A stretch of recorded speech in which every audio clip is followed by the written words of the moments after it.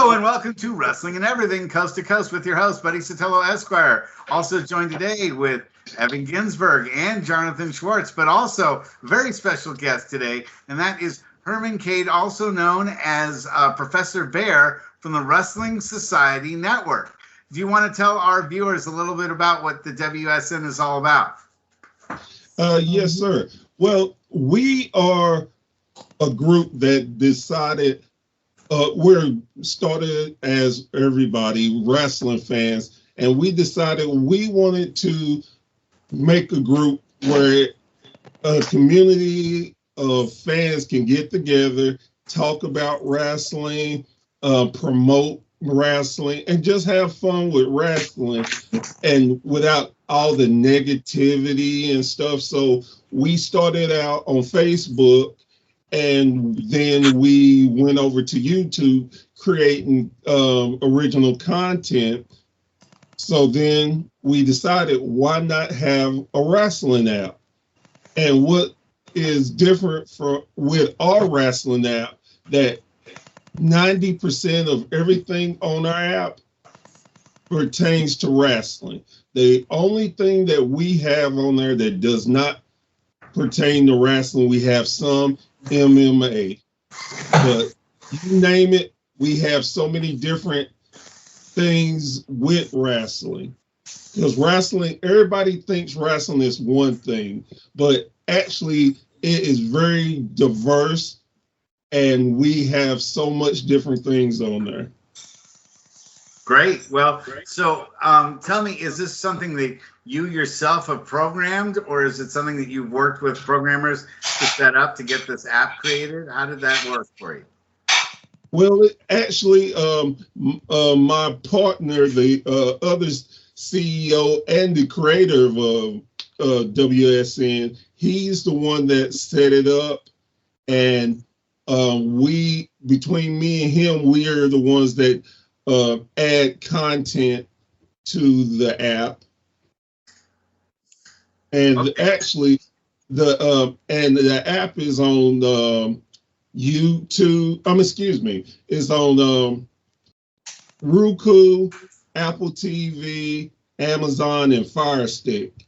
And the kicker to our app, it is free. That is something that I noticed. Do you gentlemen have any questions? So, what made you decide to marry pro wrestling into the app world? I haven't seen anything like that before. Well, what it was, the owner, Brady Owens, he got into wrestling when he was young, and the one thing that he kept thinking of is, wow, wouldn't it be great to have wrestling, all different sorts of wrestling in one place? So you wouldn't have to go on the internet. And you know how sometimes you type in one thing and it gives you another. And so that was one of his dreams. So once we started working together, we just thought, I gave him my ideas, and our other partners pitched in. And Brady is so determined that he wanted that app. So finally, he got it together. We made content. Then we thought to ourselves, why just our content? There's so many different content creators out there. Let's be able to put their content out. And there's so much different wrestling. Let's try to get what we can in one general place so you can go there. Make it very simple and easy. Can I ask a follow-up? Yeah, well, I had a question. First of all, where are you located? I'm in Knoxville, Tennessee. Okay, so don't have another coast worked in there. I always like to get in as many coasts as I can for sessions. We're kind of in the middle of the United States. Still, so do you borrow a lot from the independent feds that are in and around Tennessee or in the South, or where do you find the feds that you add to your network? Well, like any good business, you go and do your research, and I I would jump on the YouTube and look up different feds and look just I have no bounds of where we will go to. If we think your content is good, we want good quality. And we have a Canadian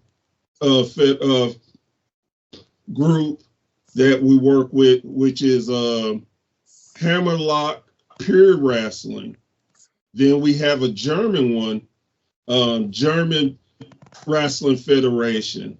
So we, like I said, the searching, and actually now we're starting to get promotions that are reaching out to us. So again, it's more of a, hey, let's get more eyes on your product so more people will know. Because for me, I look at it as the new territory system, but better, because now I live in Tennessee, I can watch indie professional wrestling in California or across seas. So it's just to have what we like to call the best of the indies and give more shine to the independent wrestlers and federations, because there's so many good, talented people out there that don't get the recognition or just a place to shine and build. So we like to think of it as another step in helping the indies. Now, tell me how you got started with your love of professional wrestling. What is it that got you involved in all of this? Well, my father got me started in it.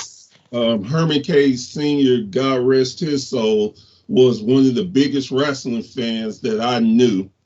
And so when Dad loves something, the whole family gonna get entangled in it. And we used to go to local wrestling here like once every week or 2 weeks. And being that we're in the South, and especially at this time, was Georgia Championship Wrestling. So we got to see all the different characters and just the build. So that's where my love of wrestling comes from. Can you remember some of your favorite stars from that period? Who are some of the guys that you like watching then? Oh yeah, of course. The American Dream, Dusty Rhodes, Thunderbolt Patterson, Bob Armstrong. I didn't like them at first, but my brother teased me so much that got me into them, and as I got older, I started really loving them, the Road Warriors and the Horsemen. So you got to see some really great legendary wrestling. So is it so you were, it sounds to me like you were more of a NWA WCW fan than a WWF WWE fan growing up. Is that true?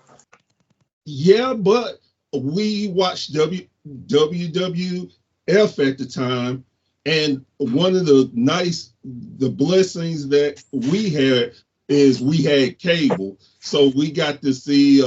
I used to watch World Class. Oh my goodness, all the time, and AWA. Did you watch a lot of Global? Did you ever watch a lot of Global? Oh yeah, I remember when it started. I remember seeing Eddie Gilbert, and then his brother coming in as the Masked Patriot, and that's the first time I seen Harlem Heat. That was the Dark Patriot. He was the Dark Patriot. Yeah, the regular Patriot, and I thought that was great stuff. Oh yeah, that's the first time I saw Harlem Heat. Was going by the Ebony Experience, Cactus Jack. Oh, I could probably sit and go on and on. No, but it's obvious that's where your love comes from. Evan, you have a question for our guest tonight. Yeah, you're talking about old school wrestling. Which of the promotions that you showcase would appeal to old school fans who, grew up on the guys we grew up? Every single person you just mentioned, I was a fan of. And when I think of Georgia wrestling, I think of Ernie Ladd. Ernie Ladd was amazing. And so which of your shows would you recommend to somebody like myself who's 107 years old and wants to see something more wrestling steeped as opposed to circus? People arguing over a friendship bracelet. Let me take that words out of your mouth there. Well, honestly, right now, and I know it's going to sound a little cop out, but I would all of them, because the indies, I think a lot of indie promoters still have the old school feel, and most of them will still try to give us the basic storylines of good versus evil.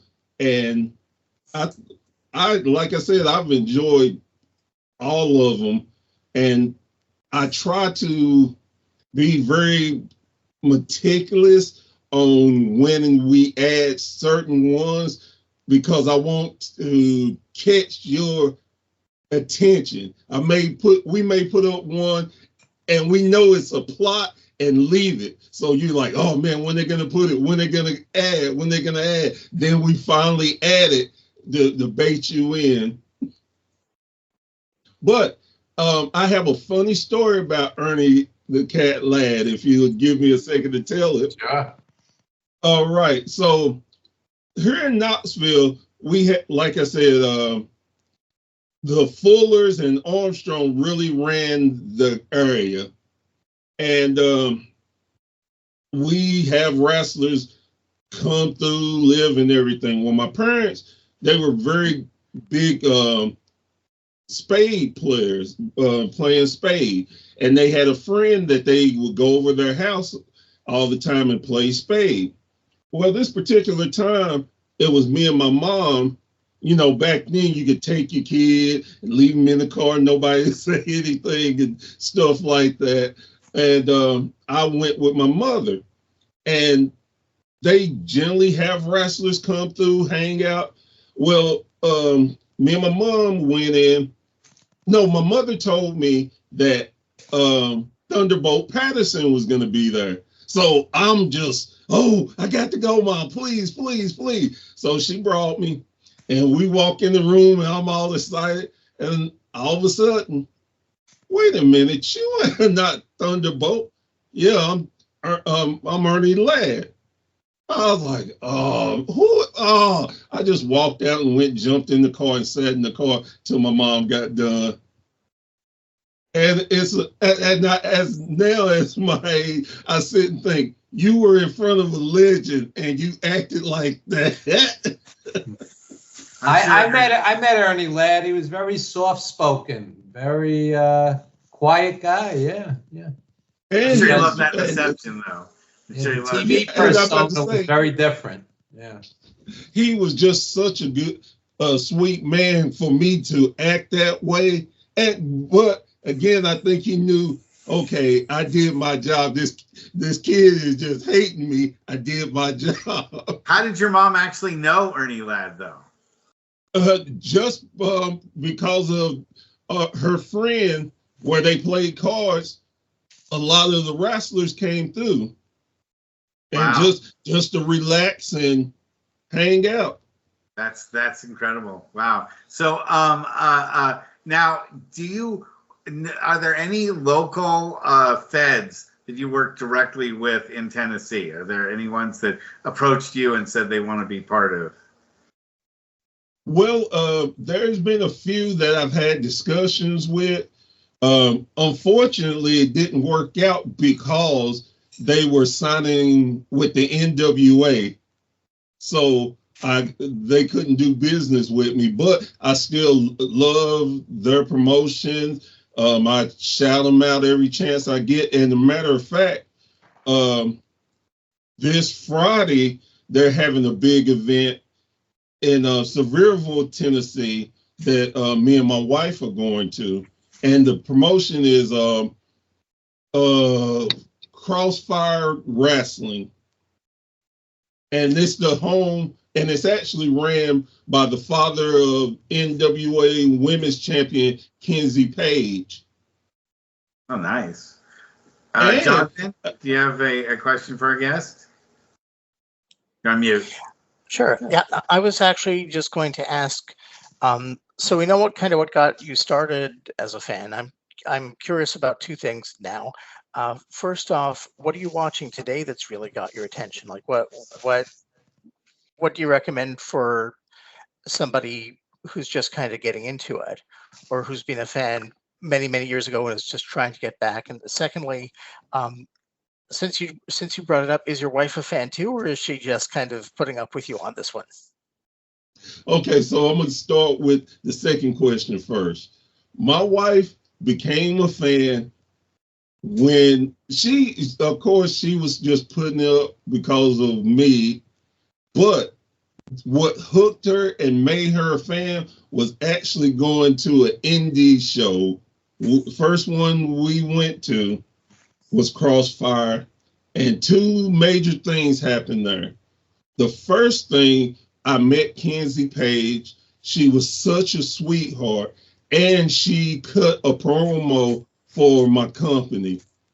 Didn't charge me anything. She's like, "Oh, come on, let's do this." And she was signing autographs, and we walked away so she could do it.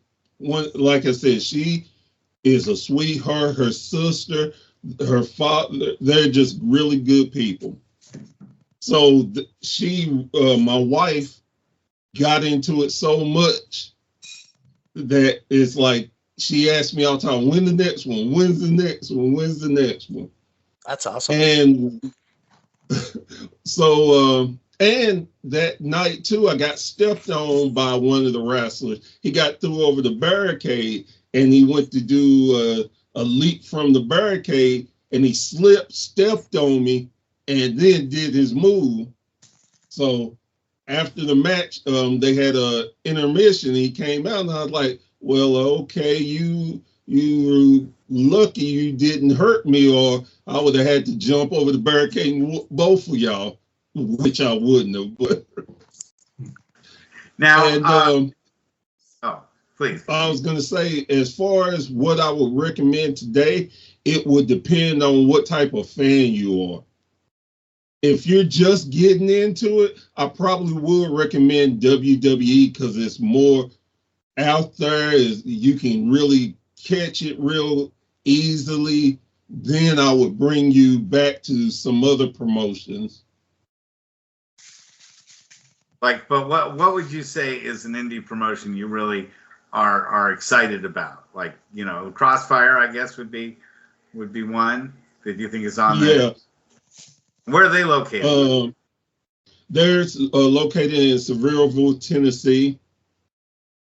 Joe Kazana's promotion, he just signed with the NWA again too, and I think they're based out of Sweetwater, Tennessee. I may be wrong on that one, but a lot of good talent in Tennessee building up. That's great. I'm a bit. If you notice, I have the NWA World Tag Team titles showing in the back, which if I raise my camera up, you would see the television title, the US title, the World Heavyweight title, and the WWE title. So you're a belt collector too, huh? I wouldn't necessarily. I would say it like this. I'm a collector when my wife allows me to. We're all that way. That's something we all share in common. You have we have like this little space dedicated to ourselves, and the rest of wherever we live belongs to the wife. That's pretty much, or my And, kids. and this is what I call the bear cave. She was actually in, and she was gonna do something. I said, not in the cave. Go out. This is bear country. Nope. In fact, that was going to be another one of my questions. Where did you get the nickname Professor Bear from? So, my daughter, since she was, I say, about 8, 9, she would call me Bear. And I was like, okay, so once your daughter give you something, you just roll with it. So once we got together to do the podcast, they heard my daughter talking, and Brady's like, "Hey, are you okay with us calling you Bear?" I was like, "Well, I got to talk to my daughter. If she says yes, it's no problem. But if she says no, it's a no-go." So she said yes, and we did our podcast. And then the next week, we were talking, getting ready to do another podcast. And Brady's like, "Man, you got so much knowledge. You know what? You're Professor Bear now. That's it. I've deemed you Professor Bear." And what in specific do you think is your strongest area of knowledge, wrestling wise? History. I'm a big history buff. Try to outdo Jonathan. He's pretty damn good himself. Jonathan's pretty amazing. It's like a living library over here. And Evan has probably forgotten more about wrestling than most of us ever knew. So, Evan was smart enough to get it all on film. Yeah. and that's my thing. Go ahead. So I was just going to ask, you mentioned your daughter. Is she into wrestling as well? Because I've got 2 kids, a son who's 10 and a daughter who's 8, and she is, next to me, the biggest fan in the house. Understands all the storylines, knows who's who, watches the promos, loves it when the women come on and when they get time and they get to put on really good matches. So, and my kids are 13 and they don't give a damn. I just want to put that out there. My daughter, she's 24, and she knows wrestling. Her boyfriend is a big wrestling fan. She can name and go, but it depends on what mood she's in. But yeah, she's is she like old school stuff or new stuff or everything? She's more current because of her boyfriend, and she has a certain older wrestlers that she like. I tell you this, we actually, on our app, we actually have a 2K promotion that we do. How many chances do you get to run a federation? Not many. So we decided we're going to do one, and we can control it and write our own storylines. Well, at the time we were coming up with it, we were like, we're going to have our fans be wrestlers so they have more interaction with it. And I put my daughter in the game. And I have it on video, and I am planning on putting it on our network of her watching herself wrestle and react. So that's one of the good things I love about it too. My wife's on there. She's a wrestler. It's fun to be able to say, hey, I couldn't be a wrestler in real life, but now I am here. And speaking of kids, my oldest, closest friend's nephew, he's 22 now. We took him through his whole childhood to Ring of Honor and Indies.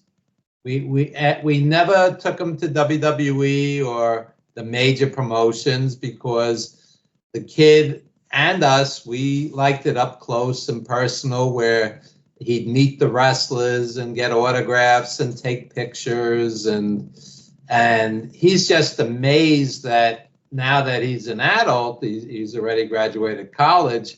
A lot of the Ring of Honor guys are now big WWE stars, and we saw them down at the Hammerstein Ballroom in New York City, and they're up close and accessible, and you meet them after the show, and it's. I just want to say for the parents out there, because on my wrestling history page, Evan Ginsberg's Old School Wrestling Memories, I'm getting more and more fans who are saying to me, quote, "I'm heartbroken. My kids beg me to go to WWE and I can't afford it. I can't afford it." And I could attest, the friend that I'm talking about, we went to an AEW show recently, and he took his nephew and his buddy and myself, and this guy burned through about $600 in one night between the tickets, the parking, the food. The food itself was like $150. So, you're talking $600+ to go to one wrestling card, and an indie card is $15, $20, or $25. It's a big difference. And in certain ways, it's actually a better experience, especially for kids. I remember as a kid, even if it was the guy in the opening match, when you met a wrestler, you were in awe. You're a kid, the guy's 10 feet tall to you, you're a scrawny little kid, and this guy's got muscles, and his muscles have muscles, and it's a really beautiful They were experience. in the spotlight. That's another thing. You get to talk to someone that to you is a star. I mean, maybe not to everyone else in the world, but when you're in the middle of the stage, in front of everybody, in the mat, in the ring, you're doing that. People want a part of that, even though, you don't think you're as famous as, John Cena or The Rock. Johnny Valiant used to say to me, when you're in the ring, you're 10 feet tall, and especially to a little kid. And I think it's great that Herman's showcasing all these indie feds and wrestlers who might not otherwise get the attention that they deserve. I've been to indie shows where there's more wrestlers on the card than paid fans at times. I've performed at them. So you of all people know. So yes.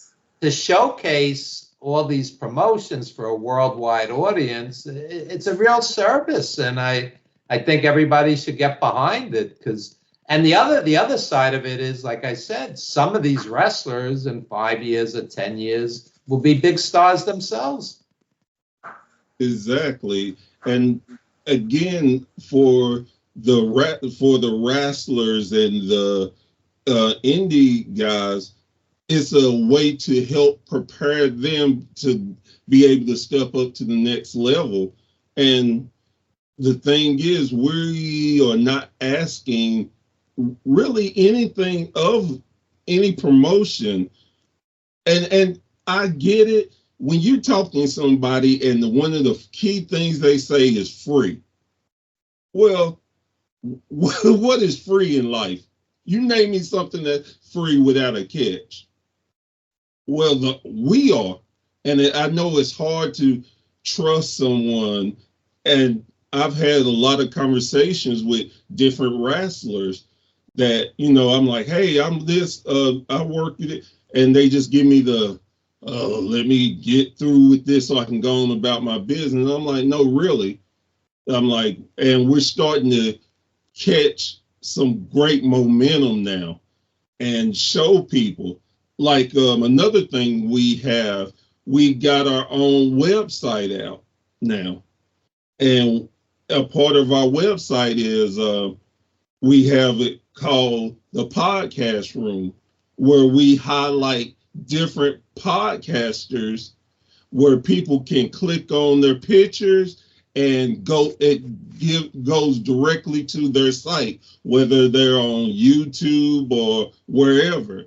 And it gives them a chance to gain more followers, because not all podcasters are the same. Not all podcasters talk, because again, you have the ones that focus on indies. Then, of course, you got the ones that do AEW, WWE, Impact. So we want to let you see variety. And then there are ones that are a complete waste of time, like this one. Hey, but it's good just for this alone, because one thing when I first started that I didn't realize, and it took my wife. If it wasn't for my wife, I wouldn't be doing this right now. Brady had put an ad out for a podcast. Well, thank her for it. Sir. I will. Us, please. I definitely will. Every time I get through an interview, I tell her and thank her. He wanted a couple of podcasters. I saw the ad and I like, nobody's gonna want to hear me talk about wrestling. I went, sat on the couch by my wife, and I told her, she's like, why are you still sitting here? Go in there and send your stuff off. I'm like, nobody's gonna want to hear me. She's like, please, you'll debate against anybody. If God came down, you would say, excuse me, not trying to be disrespectful, but A, B, C, D. So I sat there for a few minutes like, well, she's not lying. So I got up, went, and the rest has been history. Well, you seem like an agreeable guy. So tell me, what is a controversial opinion you have about professional wrestling?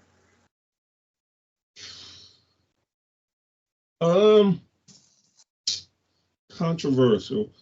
Well, anybody who knows me knows I despise Hulk Hogan.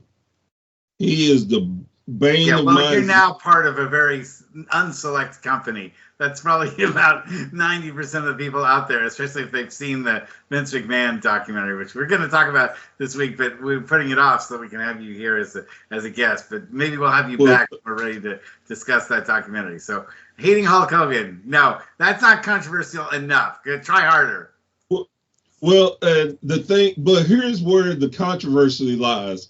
People know I dislike him. But I always tell people, if it wasn't for Hogan doing what he did, the wrestling business wouldn't be where it's at.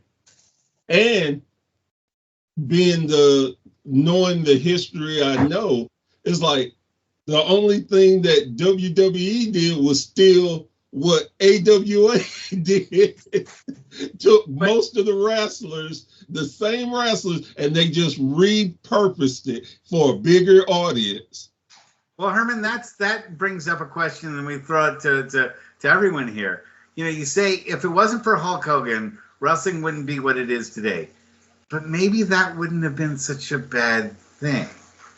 Maybe we don't want it to be the way it is today. When you see that Vince McMahon documentary, there are a lot of, and you don't have to see the Vince McMahon documentary to know, there are a lot of lives that have been messed up thanks to the WWE. Yeah, he's made a lot of people famous, but no WWE. Maybe that Owen Hart is still alive. Maybe Benoit is alive. Maybe Eddie Guerrero is still alive. You know, maybe China is still alive. Maybe Ashley Massaro is still dead. I'm sorry? 3/4 of world class is still dead. Yeah. Well, it's obviously, world class has big problems, but Vince and the way the WWE drove everybody to a particular fever pitch, you know, and the competition had to raise everything up to such a high bar that they couldn't compete at. It did cost lives. Well, let me play devil's advocate. If WWE didn't do and Vince didn't do what they did, would they be at the point where these guys can actually make a living to be able to take care of their kids, send them to college, making millions and millions of dollars? Again, that if WWE wouldn't have became the global phenomenon, do you think the territories would have existed now? Would it? They exist now, though. Even though Vince tried to run them out of business. But my point is, they wouldn't have had the money. The guys would, like most indie wrestlers, you would have to work on full-time job, then still try to do wrestling. Oh, Jonathan, you're so polite. You're raising your hand. Go ahead, Jonathan. Throw in your 2 cents. Such a Canadian. Such a Canadian. No, I'm teaming up. I'm teaming with Herman on this one.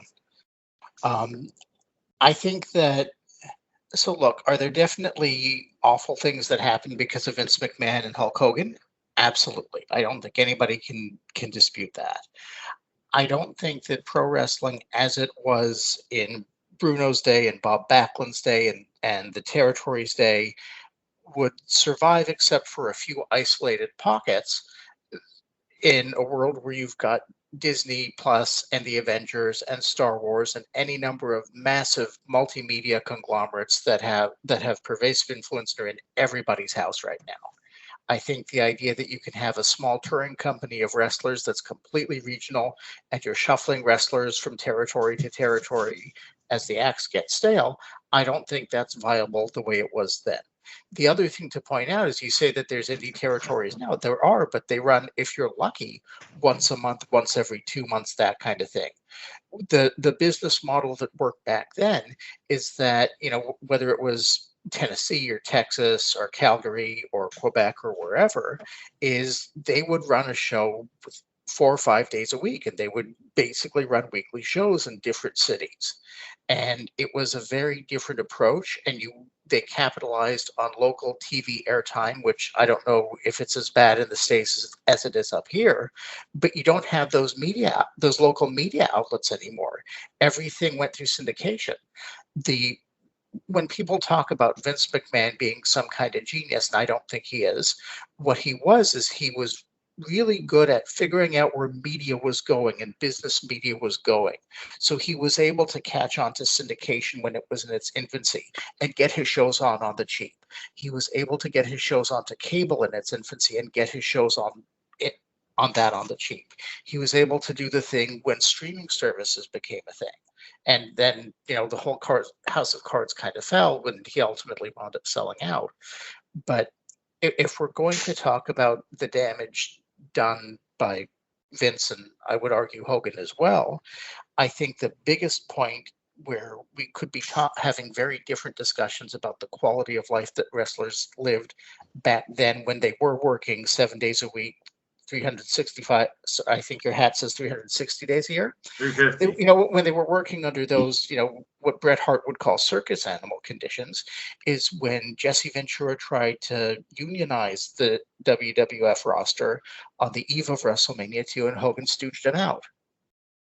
And one thing that came out of the documentary that I unfortunately have to agree with is that it's much less likely, because wrestling's become such a bigger business than it's ever been, that there's a chance to kind of put that genie back in the bottle and to have a successful union drive. That's what would have given the wrestlers access to some kind of retirement. We know so many wind up in poverty. Evan speaks often about Superstar Graham and his circumstances by the end of his life. That's what would have gotten them health care. That's what would have gotten them benefits. That's what would have given them the ability to lobby for a better schedule that made them less dependent on uppers and downers and steroids. And, as Tony Atlas said in the documentary, where they were basically passing women around like party favors because they're on the road. So Evan, to me, that's the big bad part of it. Evan, I want to hear your thoughts. I hope I didn't overstep. No, everyone's got to have their 10 cents in here. I think that Vince McMahon was the single worst thing that ever happened to the business. His father's promotion was magnificent. Vince, I enjoyed the Piper, Snooker, Orton, Orndorff era when it was sort of transitioning, but by 1987, it was full circus, full kiddie show. We went from monthly cards at Madison Square Garden, Philadelphia Spectrum, Boston Garden, etc., to now they come in 3 or 4 times a year. It's mediocre at best. It's wildly overpriced. It locks people out from even attending.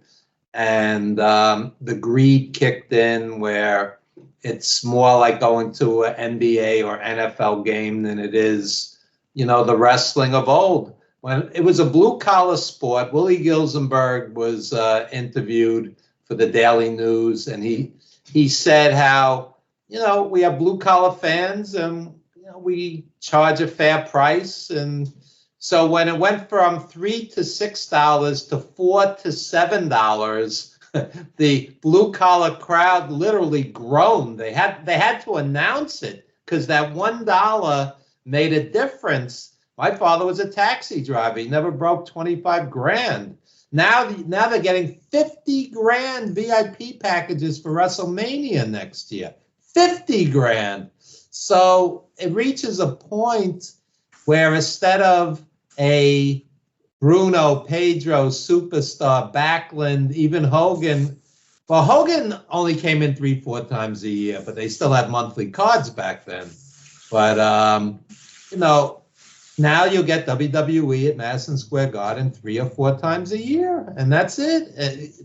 It's like a Christmas present, a birthday present, or whatnot for the kids. It's a sea of kids with their parents. It's a different product, and for an old school fan, when I hear people go, my greatest childhood memories was because of Vince. Older fans like myself look at it like, this guy's Satan. This guy just destroyed it. So maybe the truth is somewhere in the middle. But when there's a long, long line of dead, broken ex-wrestlers because a $1 billion corporation despicably, does the independent contractor scam. How many days a year you have to work for somebody before you're an employee and not an independent contractor? Come on. And that's sort of the thing that I get from the Vince McMahon documentary, and I'll throw it back to you, Herman, which is that couldn't the WWE have been as successful, or another federation have been as successful as the WWE without being so damn evil? No. And the reason I say that is because you can't have good without evil. They balance each other out. And I would say to Evan's point, I agree with you on the way I love watching wrestling. But if you don't grow and change with the times, you're going to be gone. And that's why, for me, and my chance to because what I look at, I'm just a small drop in the bucket for wrestling. I love wrestling. No one can tell me any different about my love for wrestling. So I respect wrestling. I respect any wrestler that I meet. I respect any legends that I get to talk to. I would pardon my language, but I would damn near get into a fist fight over wrestling. That's how much I love wrestling. And that's why I'm trying to keep it going more with the indies, because just like you said, and just like I think, Hogan wouldn't be where he is today without the indies. He had to learn his craft. He had to grow.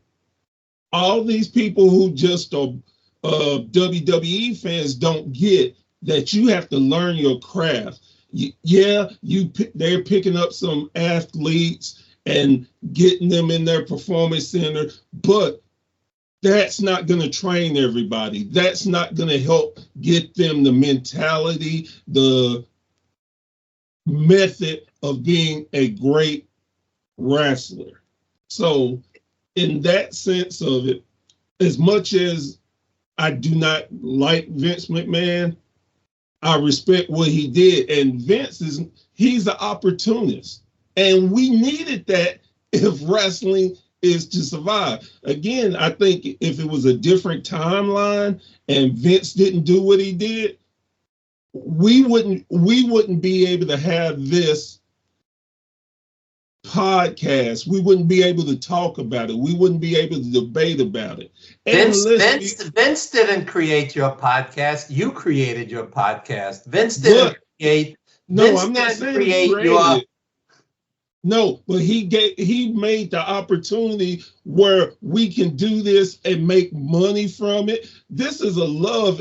Again, I'm not saying Vince is God and he created everything. I'm saying though, if he didn't do what he did to put eyes on it, to get it bigger, take it.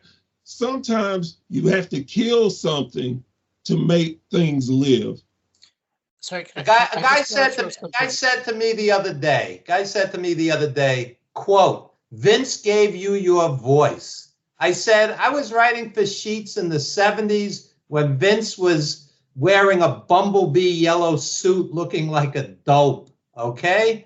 He didn't give me my voice. We spent 7 years on The Wrestler. We spent 6 years on 350 Days. We have other movies coming out within the next year that we spent years and thousands of hours trying to put out quality, not the Marine 17, not churning out content. We made The Wrestler, okay? I pouring out pablum for the masses for the most part. You got a 3-hour Raw with 26 minutes of wrestling. It's your worst nightmare realized, what he turned this into. The fact that he's making crazy money is a different story entirely. Jonathan, you're going to have to make it through now. Okay, so first things, I really wish Evan would stop denigrating pablum. Pablum, it was actually invented here in Toronto, but I'll leave that aside. I have no idea what that means, but it's funny. Yes. Pablum, the baby food, was actually invented at University of Toronto.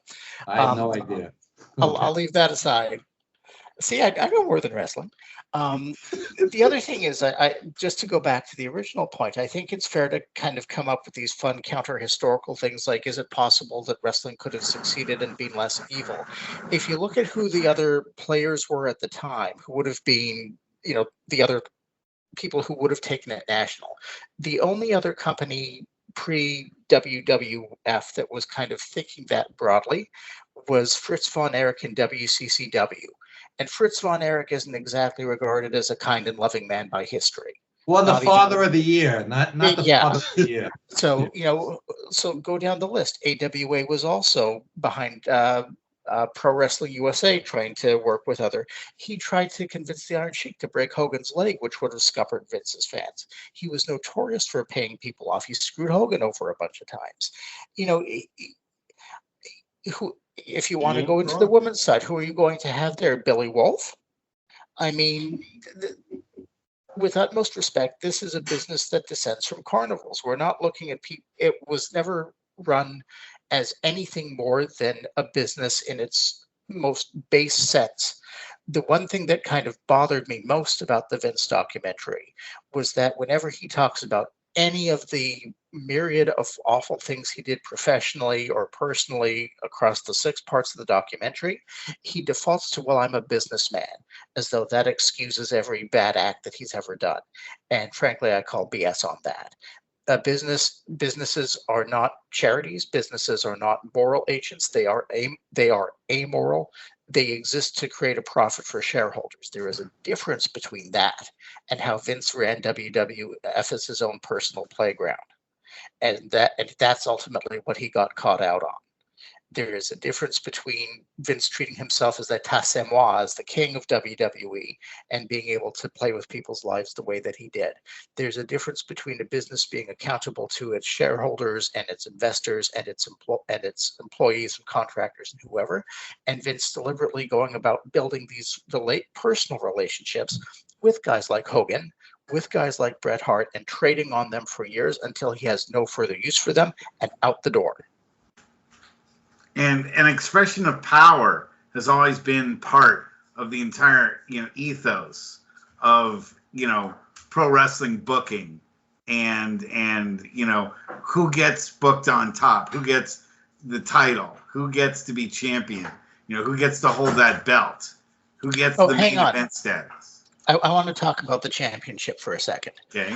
Going back to that documentary. So an inordinate amount of time is spent on the 1997 Montreal Screwjob, where Bret Hart was basically had the title taken from him at the time.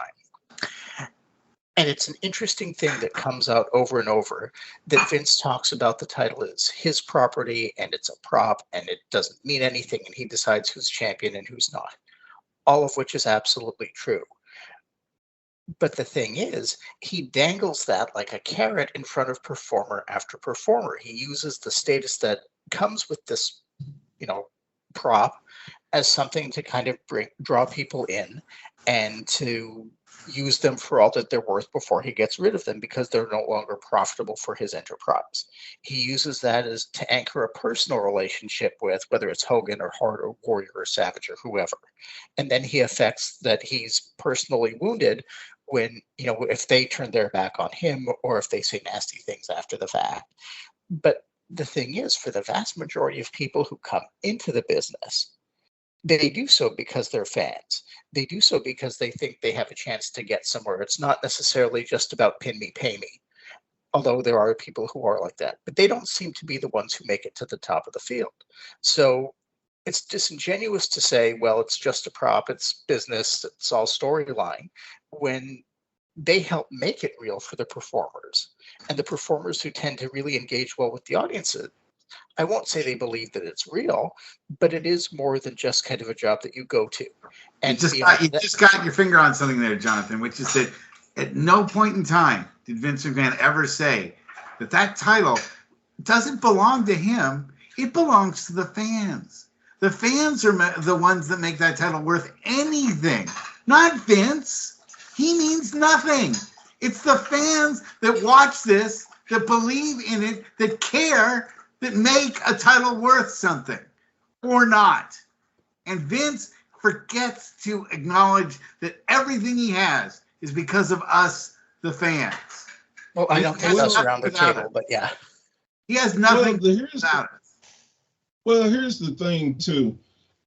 Why would you think Vince McMahon would acknowledge the fans? Because to him, we're dollar signs. Everything with Vince was about the business aspect. And when you go into a business, what is your top priority? Making profit. And that's what Vince did. Now, do we like the way he did it? No. Was he a prick of taking other people, stopping their families from eating and stuff? Yeah, but that's a part of business. And the thing is, like we were talking about different promoters, let's think about it. Bill Watts. Bill Watts was a smart businessman, but if you didn't do something the way Bill wanted it, he made sure you were getting out of his way. He kept the title on people he trusted. And if he couldn't trust it, he would come back to get his title.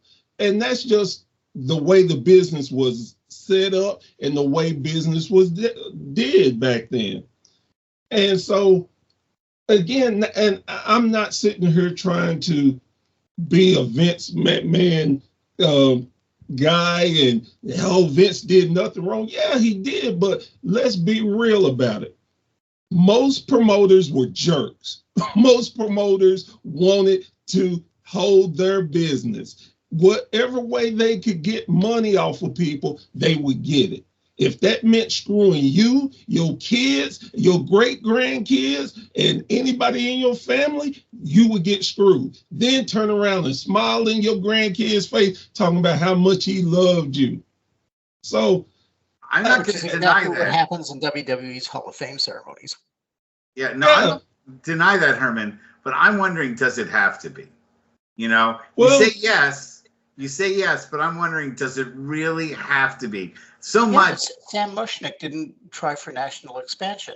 Paul Bosch didn't try for national expansion. The few promoters who seem to have positive reputations as being straight up guys and decent to talent and decent human beings aren't the ones who, across the history of wrestling, you know, they aren't the ones who fueled the expansion. If you can find somebody who does, and I don't think TKO respectfully is going to move the needle in that direction, especially not with their affiliation with Dana White and the UFC.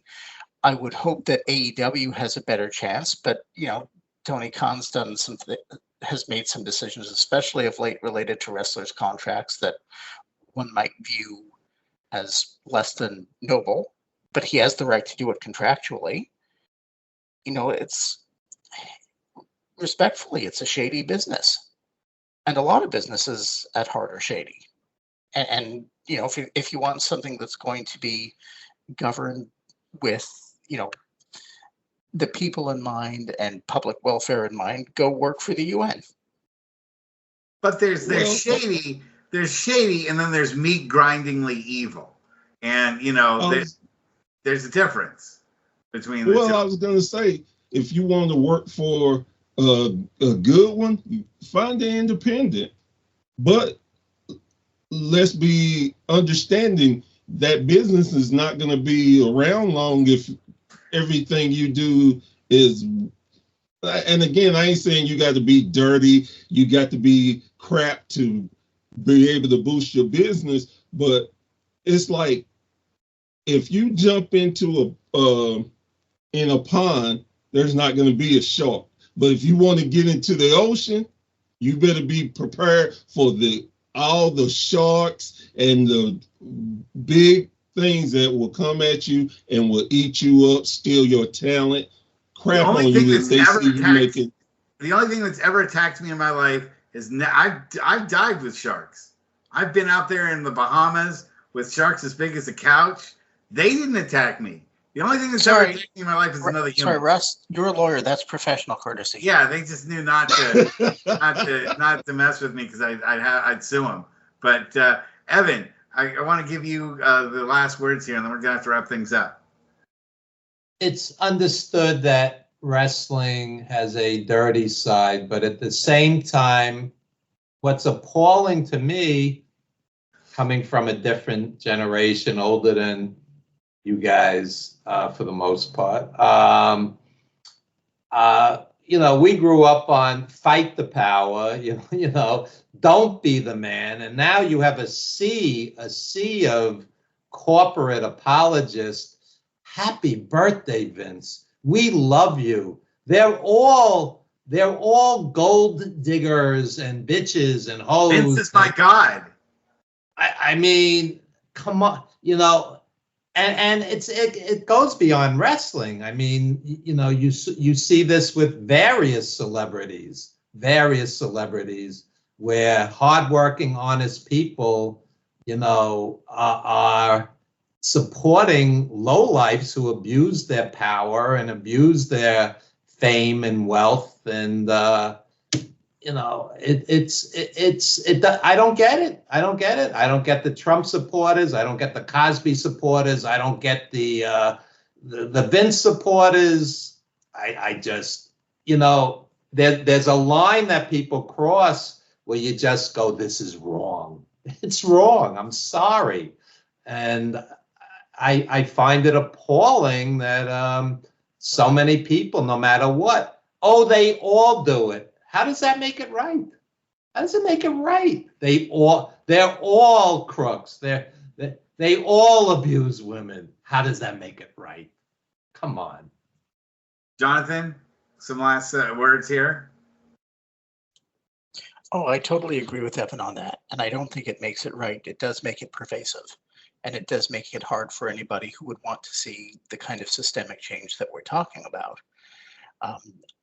I do think it's, to get back to Herman's original point, I think that the idea that you can find other sources that don't necessarily carry this kind of baggage, that you can find promotions that are run by true fans, that are better suited to family entertainment, that are more accessible, I think is a great start.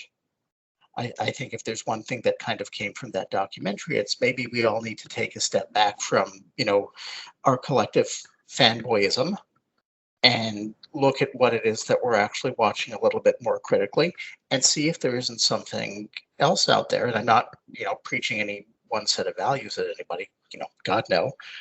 But there's a lot of other ways for people to be entertained if it's that important to you. And maybe it's time we look to some of those and support those and vote with our feet, and most importantly, vote with our wallets for those. And I think that applies to the political arena, like Gavin was saying, as much as it does to wrestling, although I do think wrestling is politics. Let me just throw this in. The good side of wrestling today is it's like a smorgasbord. There's parts of AEW I enjoy. There's parts of TNA I enjoy. New Japan, Ring of Honor, even WWE. Cody's great. Reigns, when he bothers to show up, can be great. Et cetera, so on. I mean, WWE has a tremendous talent base. Gunther is as old school as it gets. I love that guy. The guy's tremendous. So it's not that I just hate WWE. It's the business side of it I find loathsome. Herman, do you have the last word as our guest? Yeah, I agree with you 1,000%. And I think that as a wrestling fan, I've been able to separate. And I think when you're able to separate, you can get so much more pleasure out of what you're watching. That, for me, is what the sport of wrestling is in the end. It's to be able to forget about your troubles, your hard working days, your having to you're going to have enough money to pay the bill. It's a little section that you can take for yourself and for your family to say, hey, life ain't so bad.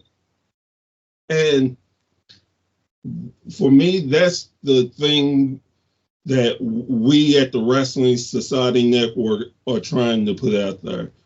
We have so many different forms of wrestling, and not every form of wrestling fits with everybody, but we want to include everybody just to say, hey, you may not agree with what I like, I may not agree with what you like, but the one thing we do agree on, we love wrestling. So let's support it. Let's give what we can, and let's, again, as one of my favorite guys I work with says all the time, just shut up and enjoy wrestling. That's a perfect way to end it. Why don't you give your plugs out, everybody? Let's start with Jonathan. Give your plug out for your column. Sure. I write a column every week or two on slamwrestling.net. It is Wrestler's Court with Jonathan Schwartz. My last one came out this past Monday. I've got another one coming out in possibly as soon as this coming Monday, where I look at Gunther as the champion. And offer a bit of a critical assessment there. I'm also probably going to come up with something about the documentary because, as you can imagine, I came in a little hot today. Very good. Evan. Check out Evan Ginsberg's Old School Wrestling Memories on Facebook. Check out 350 Days, starring Bret Hart, Superstar Billy Graham, 3 Dozen Legends. Check out Wrestling Then and Now, the documentary with Killer Kowalski, Nikolai, Don Arnold, Homicide, a bunch of other great wrestlers, and yours truly, the senior editor over at Pro Wrestling Stories, and that's pretty much it. And support indie wrestling, support indie films, support indie music, support indie everything. Really, that's the answer to all of this. The $50,000 VIP package at WrestleMania 41, you could go to 20,000 indie shows for that. Go support indie wrestling, will you? Very good. Herman, why don't you go ahead? Professor Bear, please, give everyone a plug for WSN. We are on Facebook. Please join our page. We just passed, I think, 3,200 members, so thank you for that. And join our page, promote, Talk about your indie promotions near you. Learn about new promotions. Go to our website, thewrestlingsociety.com. We vote. We have Wrestler of the Week and Personality of the Week. Go vote and be active. And as I always say, thank you for being a wrestling fan, because without you, there is no me. So thank you. And guys, thank you for having me. I appreciate it. And hopefully we'll be able to do it again. Absolutely. You've been a wonderful guest. It's been wonderful talking to you tonight. And we'll see everybody next week. Good night, everyone. Good night. Good night.